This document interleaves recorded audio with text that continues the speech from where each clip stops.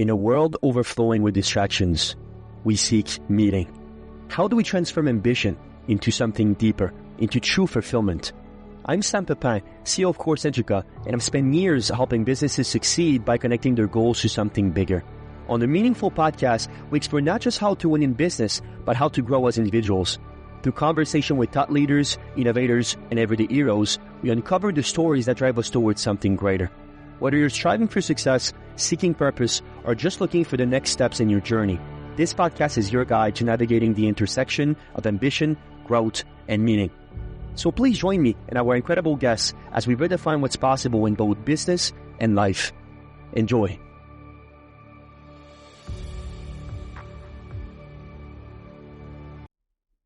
Great teams ain't born. They're built with intention, strategy, and the right people in the right roles. Welcome to the Meaningful Podcast. I'm your host, Sam Pepin, and today we're diving into 3 transformative teams, leveraging behavioral science for team success, the future of AI in talent strategy, and mastering leadership for a thriving workplace.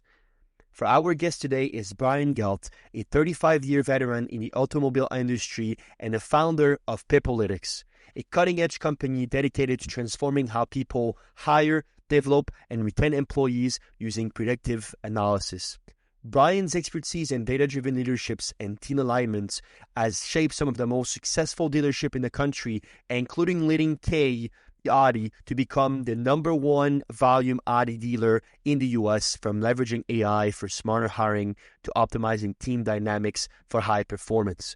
Brian's insights are invaluable for a leader looking to create a winning culture. If you enjoyed this discussion, please let the world know with a like, a small review, or even a quick share. Your support helps more people find meaningful content just like this. Let's begin. Mr. Brian Gelt, welcome on the Meaningful Podcast. How are you doing? Excellent, Sam. Thanks for having me. It's a pleasure to have you on. It's my first time talking with you, and what you're doing is quite inspiring. So I'm very, very glad that we have the chance to platform it. To kick us off, please tell us more about Peoplytix. Yeah, sure. I'm happy to share all of this information with you. I'm excited to share it all with you. What we're really doing is we are helping companies use behavioral science and behavioral data to improve their hiring, their employee development, and their retention. So there's the geeky way of saying it, right? Right. The more human way of saying it is, you know how hard it is to find the right person for the job and keep them? I help bring some science to it so that leaders who are decision makers have a little more to go on than just gut feeling. Interesting. And you obviously got started in actually the automobile industry. Where did you get all entangled with behavior science and data and so on? Yeah, great question. Yes, I was in the retail automotive space for about 35 years, give or take a minute. So I was there for a really long time. And you know, part of the retail automotive is it's all about building teams. It's all about your people. It's all about people development. It's about hiring the right people, putting them in the right job, helping them to develop and grow. And I had gone through a number of different tools in trying to find the right thing to help me. And when I came across what's called Predictive Index is a software that is about an 80-year-old company. I was blown away. It did all of those things that I've been trying to do, and it provided me all of those tools. So I was actually a client for about 15 years. And when I stepped away from automotive retail and I decided to hang that up, I became a partner with Predictive Index. My company, Peoplytix, is a partner with them so that I can help take their tools out into the world. Interesting. And I want you to come back into what makes you the leader you are, because obviously your career seems to be starting at Galpin Motors, and you held various roles. But I'm really curious, when you put yourself back at that time, what would you say are the lessons that has shaped your leadership style and also approach to what is success in the first place? Yeah, well, thanks. I mean, I think I'm an okay leader, but you know, based on results. I was one of the top dealers in the country for the brand I carried, and most of my life. And really that comes down to people. And it's the key as a leader is we try to identify what people's natural strengths are and lean into them, right? My old partner used to say, stop trying to teach cats to bark. And, and I love that because, we hire people that maybe just aren't right for the job. We invest tremendous amounts of energy and effort into them, not to mention tremendous amounts of money. And then they come at you, 6 weeks or 6 months down the road and they say, gosh, I really like you. I really like it here. I quit. And so you're kind of dumbfounded. You're like, well, what went wrong? How can you like working here and want to quit, right? Those things are incongruent. But really what it is they don't like the job. They don't like the work. So using a tool like predictive index and using this behavioral science and data, I'm able to find people that are more naturally aligned with the job I need done. So it really, what it did was it enabled me to find those people quicker and understand them quicker. Because otherwise what would happen is, and this happens in most companies every day, is, well, I meet somebody, I like them, they seem decent, I'm going to hire them. And then it takes me about 6 months to realize I did a good thing or I did a bad thing, right? Right. Now, if you did a good thing, great, but it's all luck, right? You're not some genius at hiring, right? That just happened to get lucky 1 out of 5 times or 1 out of 4 times. It's just luck. So it enabled me, by using this science and data, to identify who's who. What are they like? What are they going to be best at? And in doing that, I can put them in the right spot where I think they're going to succeed. I don't have to guess at it. I don't have to take 6 months to try and figure it out. I know who they are already. I know what their strengths are, and I can lean into them. Yeah. And so you've been a customer of that predictive index for 15 years prior to becoming a full-fledged partner. Were you also using it basically when you were able to transform Keys Audi, for example, to the #1 Audi dealership in US? And perhaps was your mind always directed towards what technology, what type of leverage can we get to make sure that we offset the competition? Yeah, great question. The answer is yes. I absolutely used it to help build my teams and develop my people into being the #1 Audi store in the country. But the leader has to have that drive to do that, right? Nothing replaces, that natural human connection, but it enabled me to know who's right and who's wrong. And in doing so, that becomes a competitive advantage because I know I've got the right team, right? I know that my team performs. You still have those one-offs that should be right and they still won't get their butt out of bed on time. Okay, we got to get rid of those people, right? I mean, that's life. But it created for me an opportunity to find people who had never been in my business, my industry, bring them in, coach them, develop them. And we turned those people turned into be one of the strongest teams in the country. Right. It's very interesting because I love what Peter Drucker had to say, which is culture eats strategy for breakfast. When you're thinking about the intersection with what data is and obviously predictive models that enables us to, again, get to the right strategies and therefore form the right team, how were you able to pair that with a personality and a model in which also install a culture that can not only sustain itself, but also grow as the company is growing as well? Yeah, good question. So culture is something that you create, right? And oftentimes it's a function of the leader. And, some cultures are very locked down and tight, right? We will follow specific processes. We will do exactly this in exactly that situation. And in a lot of businesses, that works really well. In the automotive business, that didn't work that well. And so the appropriate culture was there were several processes that had to be done. And I'm a fairly process-oriented person. I know that. So I created processes that I knew would help my individuals succeed. So as long as they were following the process, they were empowered to go do it. Just go sell, go talk to customers, go do your thing. And as long as they met those handful of certain processes, and I always use the term, as long as it's not illegal, immoral, or fattening, I'm in, right? Let's figure out the best way to serve our clients. And so it enabled them to do that. They had a foundation, a base where they knew what worked and what didn't, what was right and what wasn't. And from there on, they just took care of people. Right. Interesting. Interesting.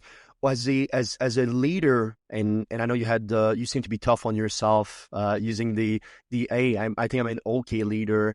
When you're thinking about leaderships and kind of like how you were able to develop yourself within that skill set as well, and training various skills and so on, have you find basically that the higher the stake is, right? The higher the pressure is for all sorts of initiatives. Does that also change the actual, basically not the process itself being very well structured and in place, but how you're able to be the conjunct between the process itself, how to train your people, and making sure your people also are enabled to, like you said, think about what truly matters. What's the distinction between a team that does that right and a team that perhaps are just missing it slightly? Well, I mean, you're right. You don't just give somebody day one the ability to sell a $250,000 automobile, right? I mean, there could be a lot of things that could go wrong in that situation. Right. But so you give them more and more latitude, as they earn it.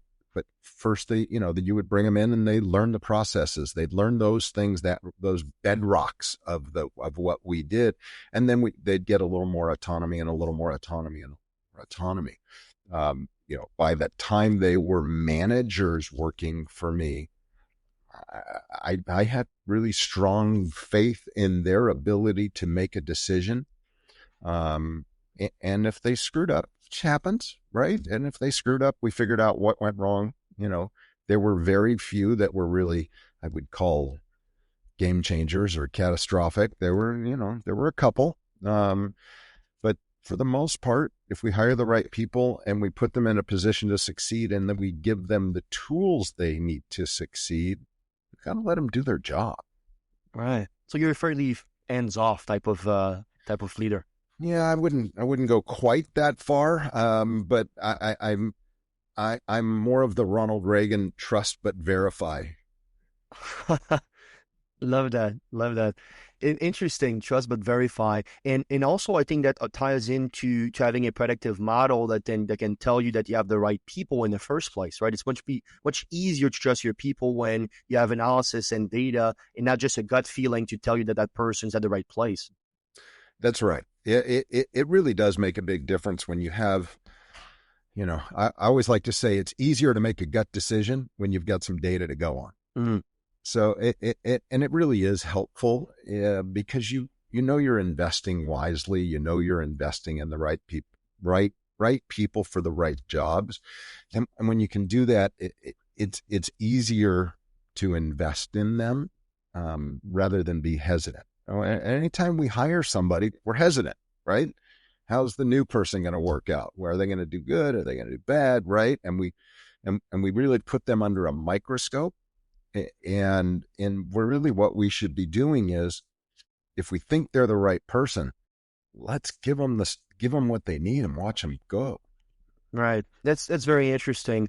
In one thing that struck me, and I saw one of your campaigns for the Super Bowl actually with Audi, and obviously that was I suppose one of the most high stake moments of your career basically, and leading those initiatives, and as somebody basically that is always data oriented. How difficult was it to balance kind of like the creative visions with very strategic goals to make sure that your company was at the perhaps at what it takes to overcome such a big moment. Yeah, that was. I mean, that's actually one of the highlights of my career, was being part of what Audi's dealer marketing committee. So Yeah. there were 5 dealers across the country that helped work on campaigns and things like that. And that Super Bowl commercial was really a fun one to work on. It turned out to be spectacular. And I may have had a spark of the idea, but I mean, there are huge teams of people that really make that work. In fact, a lot of pieces of that were in place, but they were kind of disparate. And so really I kind of helped put it together, and it just happened to work out exceptionally well.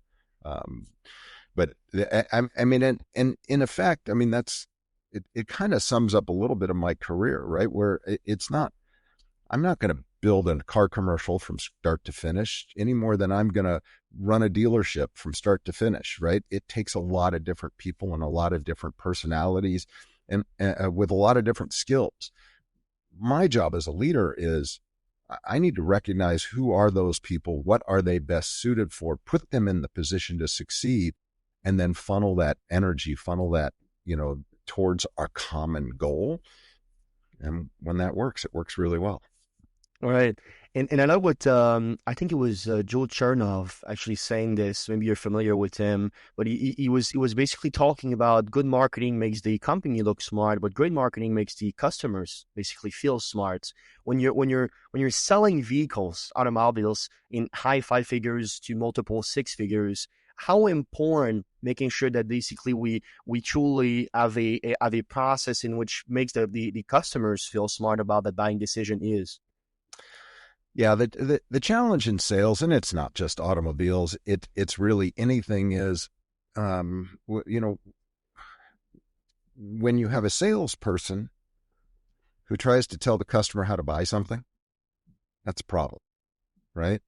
And what we really want to do is we want a salesperson that enables the customer to buy what they want the way they want to buy it, right? Mm, And there are certain things that we're going to have to do that every customer is going to have to do, right?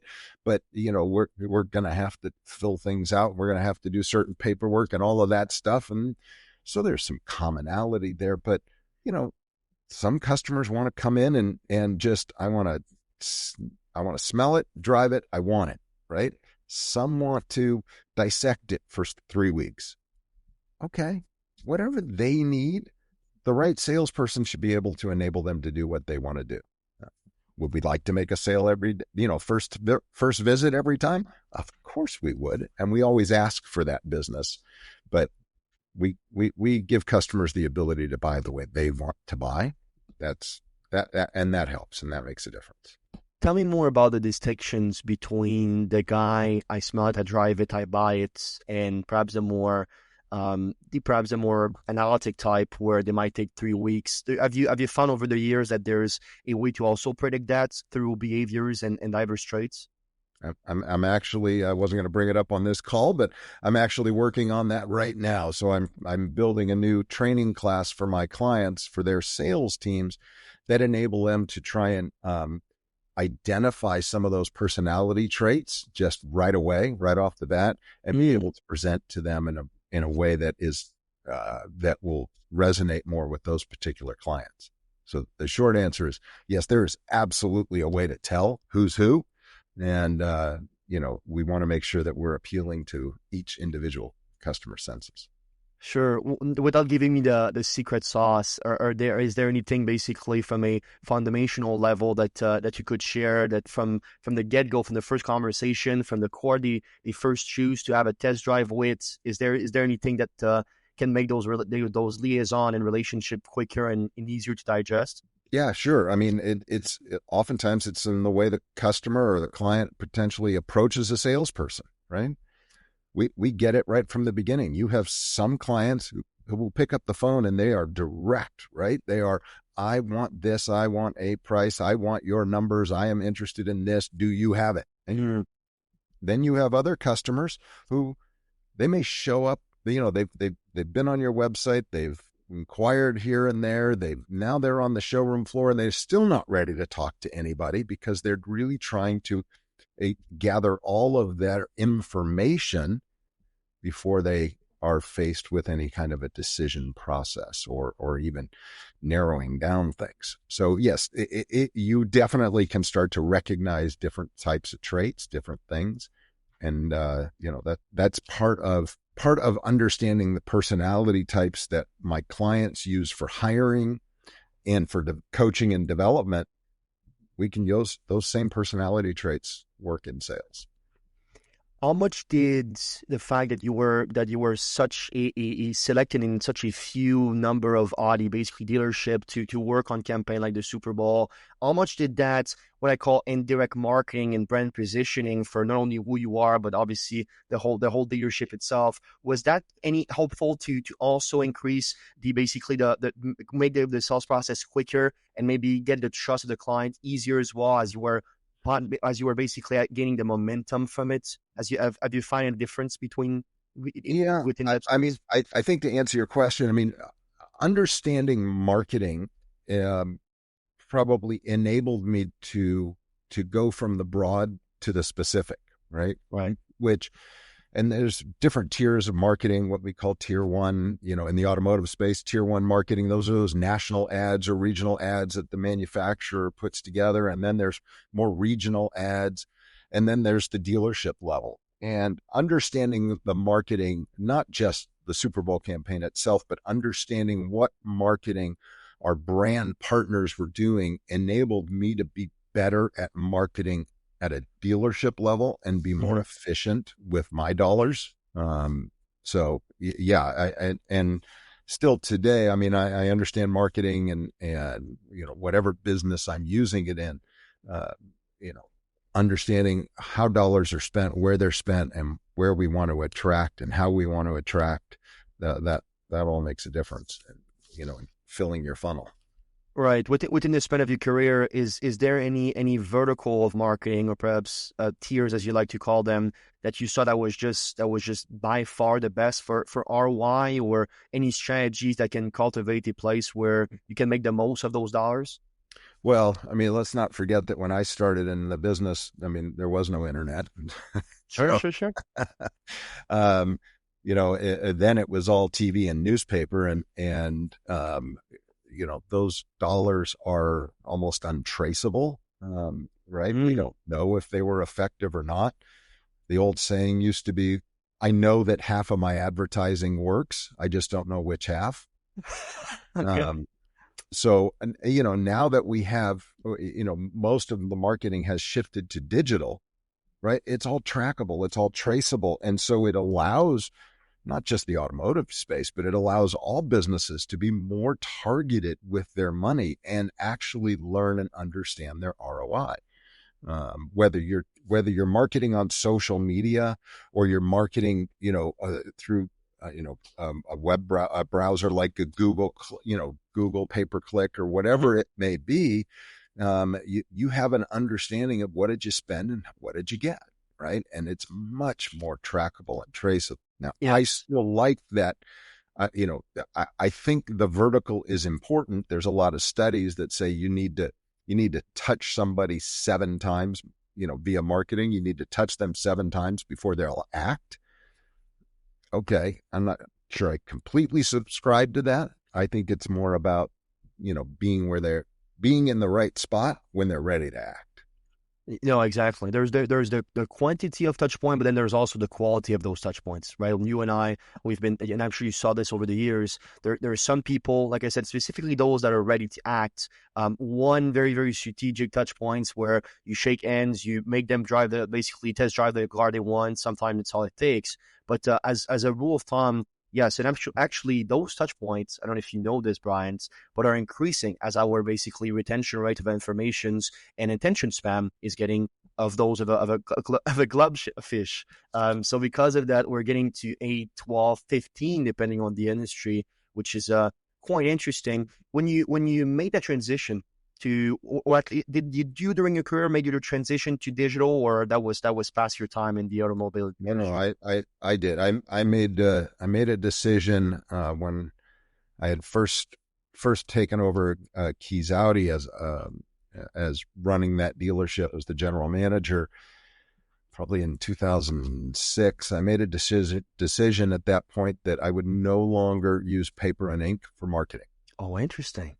period, end of story. And so anything that required, whether it was direct mail or it was newspaper, the answer was no. I went strictly, completely digital from that point. And it was effective, certainly being an early adopter, I Right. got a lot more for my money. No, that was fantastic. Before any of my competitors were in the market space, it was fantastic. All right, but that's a huge deal though. The fact that you're an early adapter and even to a certain point probably a visionary in that case is very, very interesting. Tell me more about how the rest of the market reacted when they found that the digital basically space was viable, easier ROI to track, and just overall way more pleasing than paper and ink. Have you how quickly, or I suppose, what have you seen from the rest of the market trying to enable them to also take advantage of that new platform? Yeah, I mean, certainly back in that time, Right. as an early adopter, I faced some criticism. But my personality profile, I'm okay with criticism. Doesn't bother me a whole lot. So I knew it was the right thing for us, and it became, trackable and traceable. And as part of a very large dealership group, they were, my partners were great in allowing me the autonomy to go ahead and do that. And ultimately, the entire group went that way and just got rid of virtually all paper and ink. Interesting, interesting. So you did all of that, obviously become an early adopter of such a perhaps train of thoughts, which is very interesting. And then it seems to me like you transitioned to advisory role not too long afterwards, right? That was at the sort of the later stage of your career where you were trying to optimize everything digitally before basically coming back to more of a leadership role these days. Well, I was always hands-on in running my dealerships.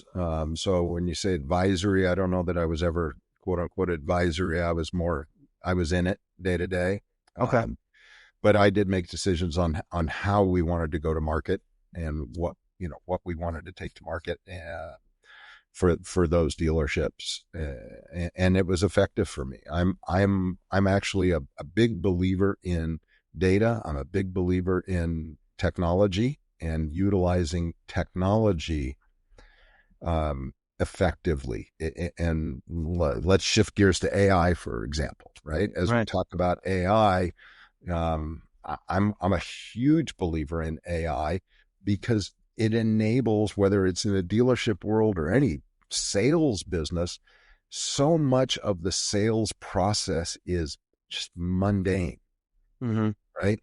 And whether it's we're following up with customers or paperwork or we're doing this or we're doing that, so much of that process is mundane, and salespeople are horrible at mundane. So by leveraging it like an AI tool, it enables me to put my top salespeople where they belong, which is with my customers. Right. And Selling. so I'm a huge proponent of technology and how can we leverage it to put people where they are most effective and most profitable. Right. And as an early adapter, that makes sense, right? Early adapters of web marketing, early adapter of AI, that's just part of who you are intrinsically. I'm very curious though, we obviously spending so much time in the automobile industry. What would inspire this pivot to talent, basically strategy back in the 2020s ish? Um, that's a really good question. It took a little bit of soul searching to know what I wanted to do. I frankly, I love building teams. I love developing people. I love coaching. I really enjoyed that throughout my career, and I wanted to see my people succeed. I've been blessed that a lot of people that worked for me or with me are succeeding on their own right now, and they're doing very, very well. And some have even eclipsed me, which is fabulous. So when I left the retail automotive, that was the biggest challenge is, okay, you're used to having 100 people around you, in and out of your door all day. Are you going to be able to be okay with that? And I'm getting better at that part, but I'm not all the way there. But the real benefit for me now is to make this transition is I'm able to help clients that are struggling with a lot of the same issues, right? Mhm. And that the dealership world is a microcosm of the true world, right? We have salespeople, we have technical people, we have accounting people, we have all of those different things that you might see in a business 100 times the size. So, and in a business 1/10 of the size, because you still need all of those functions. And some of the conflicts that we see in a business, they're inherent, right? My top salesperson doesn't always get along with my top accounting person. Right. Okay. Or my top operations person, right? One's out there pitching customers all day long and making promises, and the other one's got to deliver on the promises. And, sometimes there's some built-in conflict there. Well, I learned how to manage and deal with that conflict. And so now I'm able to take that experience and go to my clients and help them navigate that as well. Yeah, no, exactly. And what are some, would you say, what are some of the key insights that you found from even advising on your own transition towards a brand new basically industry, brand new market, but then solving the problems that you were still facing at the time where you were in the automobile industry. That's a very interesting way of basically saying fixing the same problem but with new tools to do so, perhaps. When you're thinking about the best insights on how you were able to make that transitions, and what would they be for people kind of like maybe in the midst of this moment of I'm at the end of this current chapter trying to get to the new one very successfully. What do I do? How I do it? Yeah, I mean, I'm not sure my advice is right for everybody, but I kind of took a leap, and I think there's some of that for everybody, right? It's not always a natural progression. Mine was a little less natural. I just happened to have some people around me that made that transition a lot easier for me, which was fantastic. I had this tool, this predictive index, which I'm a believer in. And not only am I a believer in the tool itself, I understand how to leverage the tool to make your business better, Mm, because that's really what it's about. So, um, it's about, how do I make my business better? How do I make it more profitable? How do I stop turning over people? How do I teach my managers to coach and develop their people and not just bark at them? So those are all things that I learned to do. So I am now able to go into other people's businesses and help them leverage this tool to do the exact same thing. And that to me has made the transition not only easier, but actually exciting. I love that every day. I love helping my clients. I'm super, just, I wake up jazzed, and to see who can I help? What can I do? Who can I teach? How can I make them better at their business? Right. right. It's not my business. I'm not worried about my business. My business is growing and it'll be just fine. It'll be great.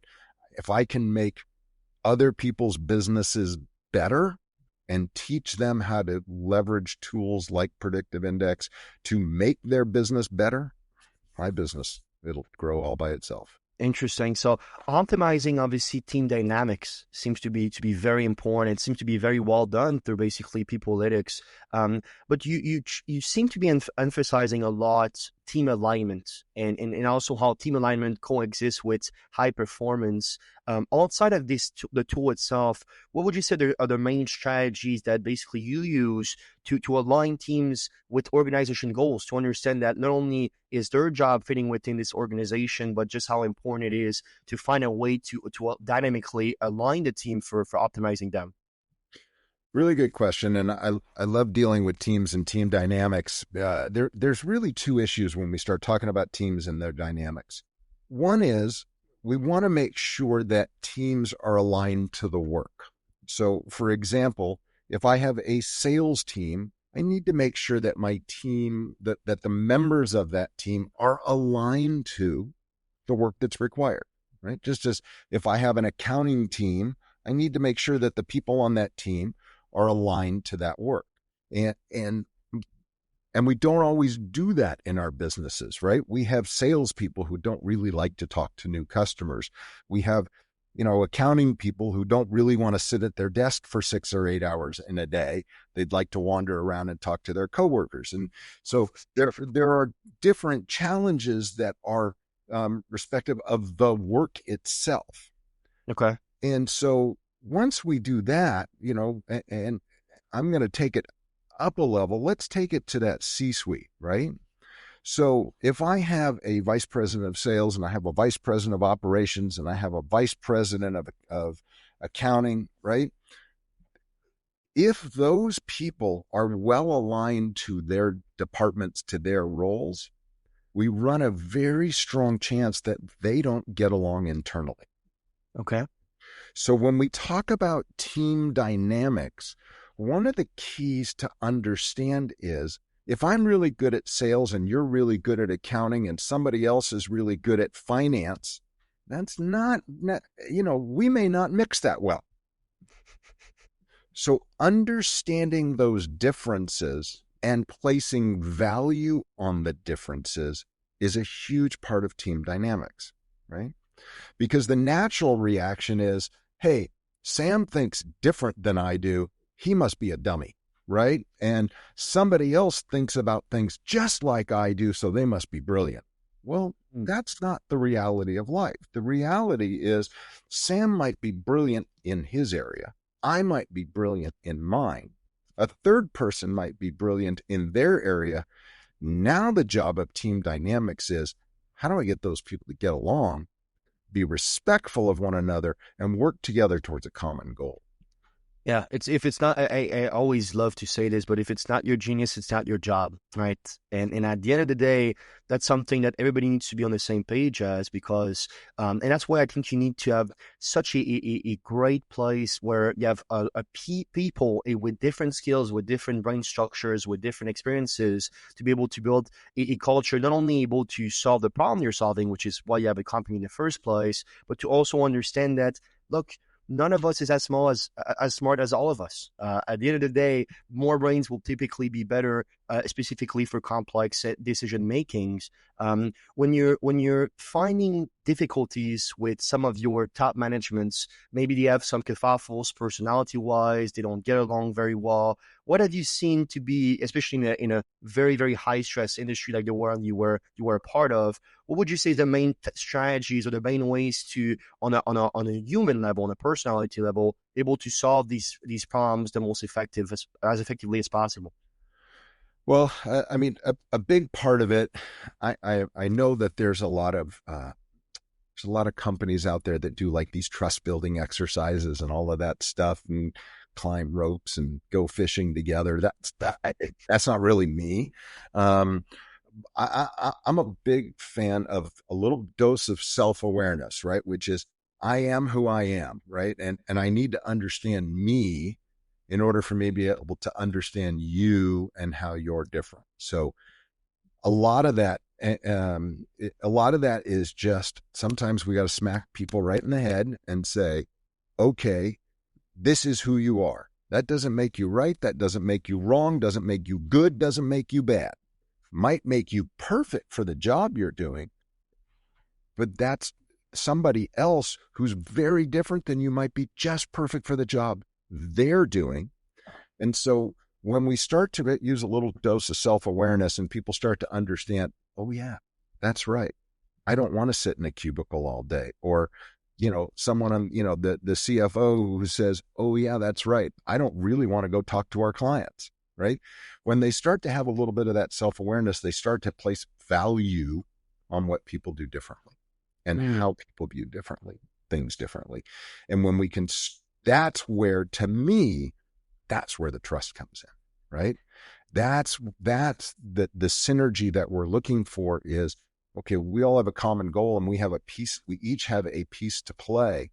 And that's where, when we use predictive indexes, team dynamics, which is really fun and entertaining and really interesting and deeply valuable, we are able to take an executive team and have them come out of those sessions with not only okay, now I get why so-and-so does it this way and that person does it that way, and they're different from me, but that doesn't make them right or wrong, makes them different. That's it, just different. And now we can pull together in the same direction because we can mutually understand everybody's strengths. Okay? And when we understand what everybody's strengths are, we can lean on those strengths to achieve common goals. So it is a very powerful tool. And then there's, I'm obviously I'm summarizing it dramatically, but we've got some really powerful tools that are built into the software that enable you to understand the team dynamics, look at how people are different, and compare them to their goals, to the strategic priorities and goals, to make sure that we're pulling in the right direction and that we've got the right people pulling in the right direction. Right. And I want to get some insights on some of your talent strategies. I love what Simon Nemec basically was saying, which was Simon Sinek, which is basically if you hire people because they can do a job, they will do it for the money, obviously. But if you find a way to hire people in which are embedded into what you believe, then they'll work for you with their blood, sweat, and tears. Have you all find that through across basically all industries you're helping, and how at the end of the day, how important is different? It's a very glorified term these days. I'll be different, basically embrace difference. How important is truly being different in basically in a talent perspective? Well, I mean, let me try and address those in little pieces, if I may. I mean, I'm a fan of Simon, and I agree with him that people need to be in it for more than the paycheck, right? And part of leadership is creating a mission, right? And I don't mean a mission statement. It's what mission are we on? What's our goal? What are we doing here? Why? Okay, you're going to come to work. You're going to sell something. You're going to fix something. Well, that's great. You get your paycheck and you go. There has to be something a little bit bigger. And that's a big function of leadership is what is that mission that coalesces people? And I think that's what Simon's referring to. We still got to have people that are right for the job, right? I need them to have the natural gifts, the natural strengths for a particular role and what I'm going to ask them to do, because I can, if somebody doesn't know accounting, they can want to be there all they want, but that's not going to get us done. So we need a combination of the two, and finding out how all of that works. So I'm a fan of the mission. When you talk about being different, I don't know if when you say different, are you thinking of like diversity and DEI, or are you thinking about just we're all different? Sure. Well, we're all different from just a practical and obviously scientifically observable fact. What I mean by that is from a talent strategy itself, how much should basically being different is something that weights into the balance of decision makings when you're trying to seek to hire for specific placement in your company. So this is where I think a tool like a predictive index it is really valuable, because the differences. Let me refocus this. I'm focused on what do I need for the work? What do I need to get done? Right? What does that job require? Whether I'm hiring somebody to be the president of my company or I'm hiring somebody to be a technician in my company, what does that job require? And we look at it from a data-driven perspective, right? Okay, so we start with that data. And then when I'm looking at my candidates, whether internal or external, I see how their data lines up to what I need. Part of what that enables me to do is I'm focused on what's inside, right? I'm focused on what's inside their body, their brain. Are they naturally suited behaviorally, sometimes cognitively, towards what I need them to do? That enables me to not really care what it looks like on the outside. Right. Okay. So, I don't really care, what their quote unquote background is, or whether that be ethnic background, gender background, all of that stuff, because I've got the right human for the job. Now, I'm going to interview. I'm going to go through all the steps. I'm going to go through it, make sure I've really got the right person. But I'm starting at a place of I got the right insides. Hmm. Okay. And when I've got the right insides, like I said, I don't really care what the outsides are as long as as long as they're right for the job. Do they want to be there? Are they going to be productive? Are they going to make my company profitable? Are they going to stay? Right. And I think if you talk to most business owners and most CEOs, they would tell you, I don't care if they're black, blue, or purple, right? I want green. That's right. Right? I want I green. want my business to be profitable. I want them to stay. I want them to get along with their coworkers. I want all of that positive stuff. I don't want to hire somebody just because of, the other thing, not to go too far off onto a tangent, one of the things that a tool like a predictive index does is it enables me to hire in areas that I don't know well. Okay. And so I'm going to use the law for a quick example. Most law firms are set up that the way that they bring in new people is if I went to Yale, I interview at Yale. If I went to Cal State Northridge, I interview at Cal State Northridge, right? Sure. I interview, I am the liaison to my school, my people. Well, what if nobody in the team went to an HBCU? Who interviews there? No one. Okay. Or someone does it poorly. And you're missing an entire talent pool. Mm. Right? So a tool like a predictive index, because we're starting data first, it enables me to go find my best candidates wherever they are. Okay. So it enables me to expand the talent pool and find people that I might not have otherwise known to go find. And that's another piece of what I really love about predictive index is it enables me to expand the talent pool, and it enables me to, again, find people that I might traditionally never have known to look for, but there they are. I love that, and that's so synergetic with now a worldwide talents, right? More and more companies are going digital. Why would you take off a whole market just because you don't have somebody that has the knowledge to do so within your team? That makes a lot of sense. And I think to a certain extent, I'll go even further. That's now a must because your best person might be in the middle of Kenya. For all we know, it's all a matter, and I love your very very very rational, very data driven, basically understanding of the markets, and getting away from basically this very much more feeling and art, basically artsy to a certain extent criteria that we typically see from HR teams. I think that's outstanding.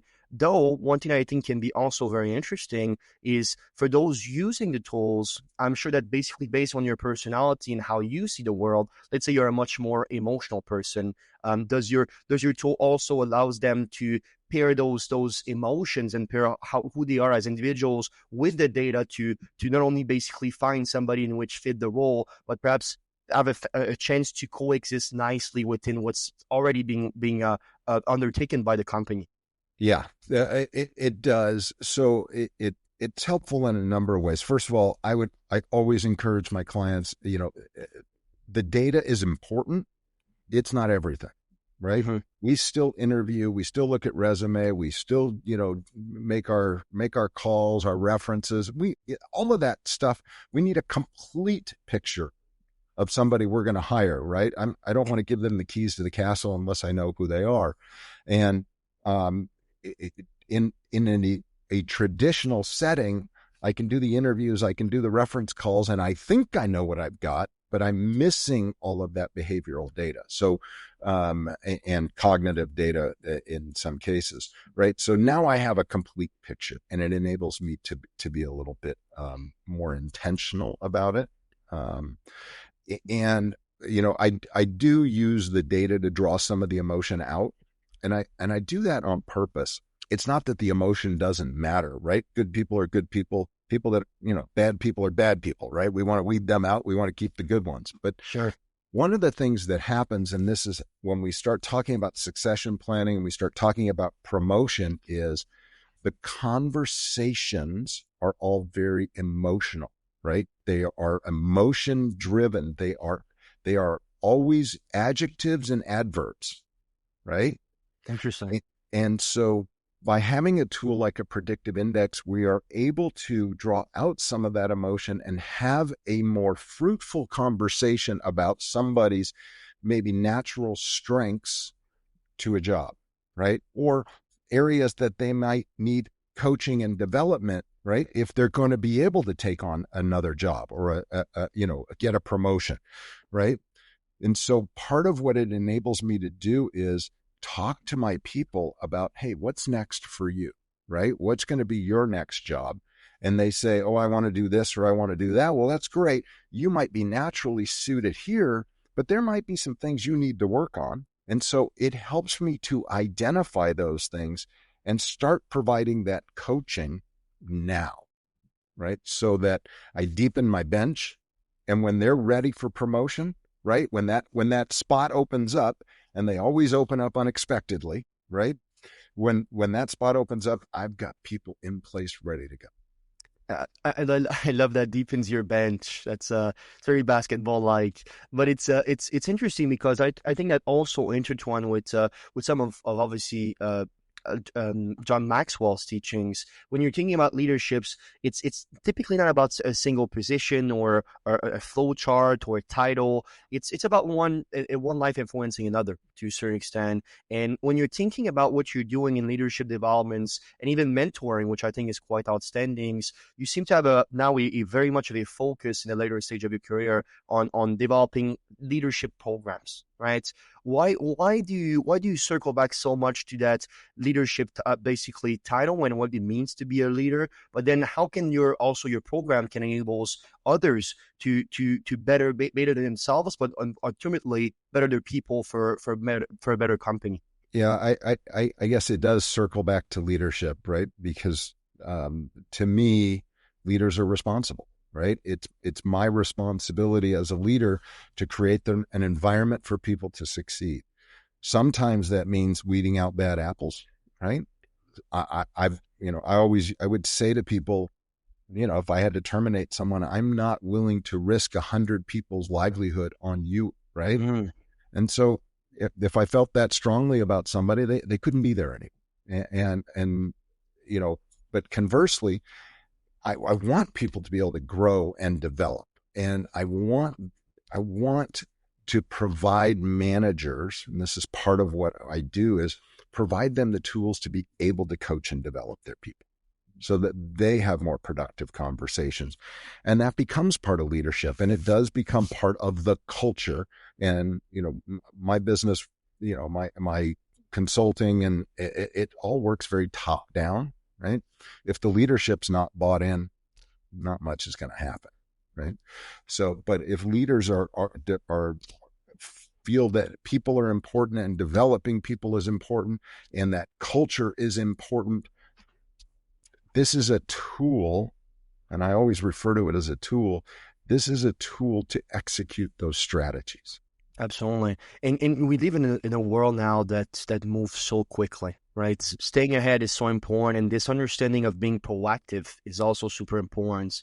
Large majority of people are reactive. Obviously, there's something basically that is going on. It was already adapted by the visionaries and early adopters, and now basically we're getting to the net majority, even the laggers, which you definitely don't want to be in. Specifically, as a leader, when you're thinking about how can businesses stay ahead, countering all these industry changes, particularly in retaining top talents, what is your basically main insight in doing so, and how can we stay agile towards this process to actually embrace technology, embrace changes instead of trying to be reluctant towards it? Well, I think technology is, again, it's about providing tools to execute strategies. Everybody, everybody's got a strategy. Everyone's got a plan, but executing it is where rubber meets the road, to use an old car business term, right? And so what happens in many companies is, the CEO walks in and says, "I want a talent strategy." Has no idea what that means or how to actually implement it. But that's the first and most important thought is, okay, I know there's something I'm missing here and I want to attack it. Great. Sure. That is part of that proactive, and that's That's why proactive people tend to be CEOs in a lot of cases, is they're always looking for a better way to get it done.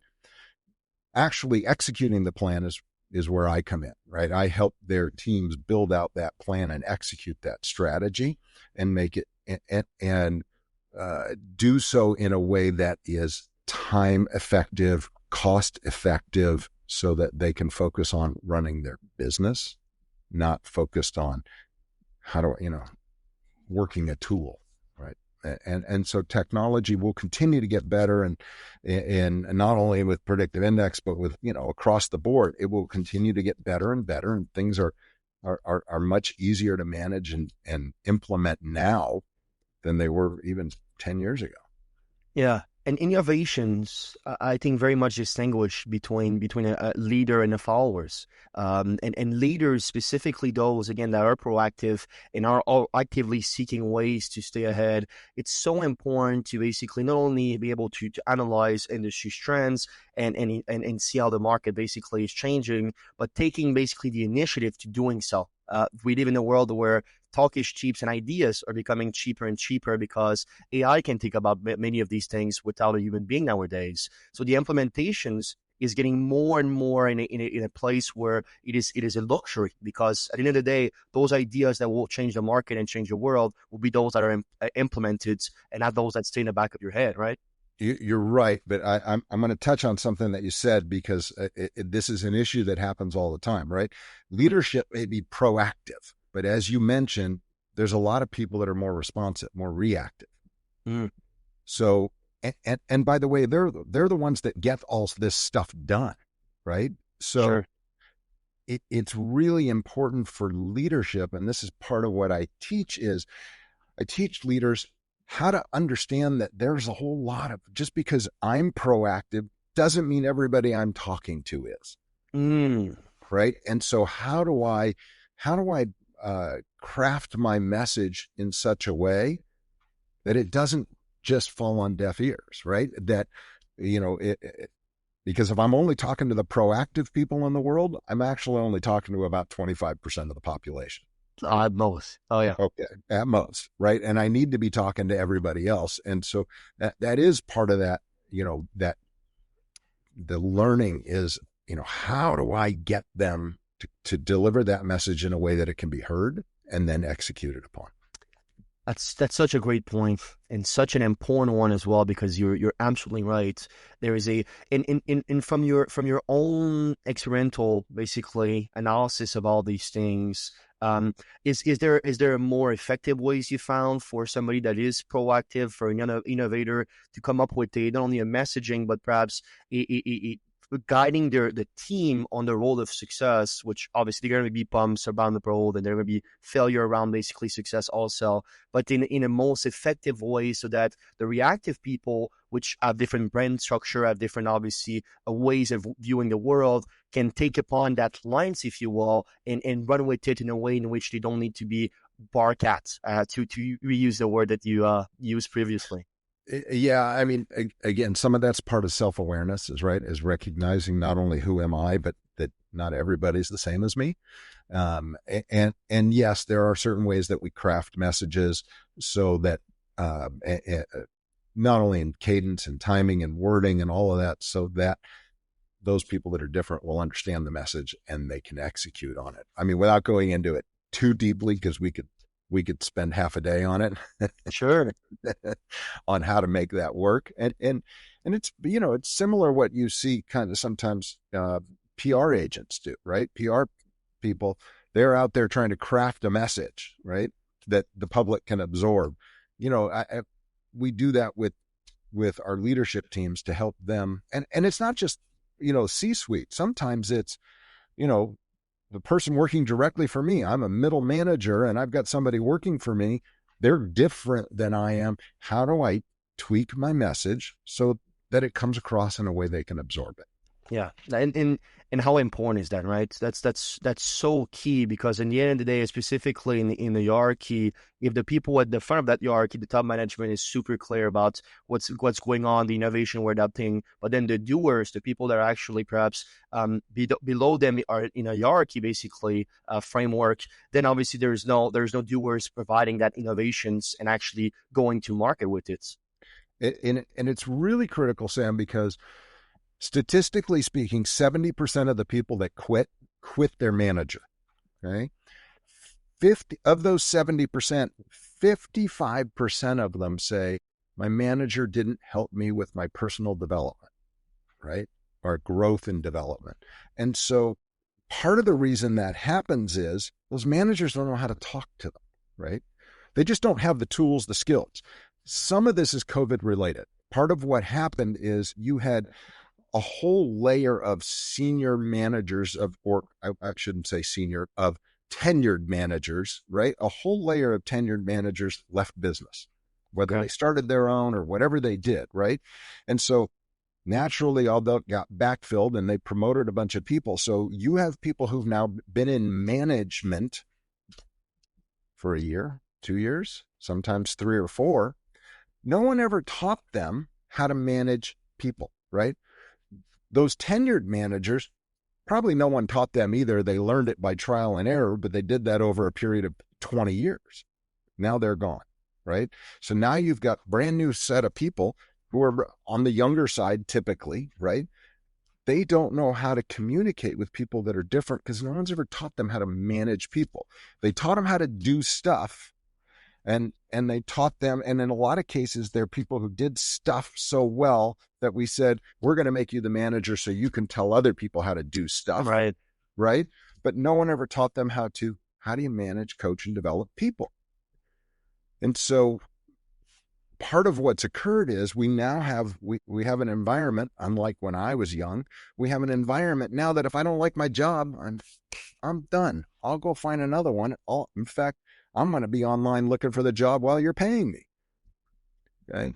So it's too easy to go quit and go get another job, right? It used to be a little more painstaking, and I'm not saying that's not it's still an emotional experience to quit and go get another job. But sure, if we can teach managers how to manage better, how to connect with their people, how to grow, how to develop their people, it has a direct impact on retention. Okay. And when you have a direct impact on retention, you have a direct impact on the bottom line. Absolutely. Knowledge is power. Mr. Brian Gelt, it was such a pleasure to be able to share some of your best insights and your story with our audience.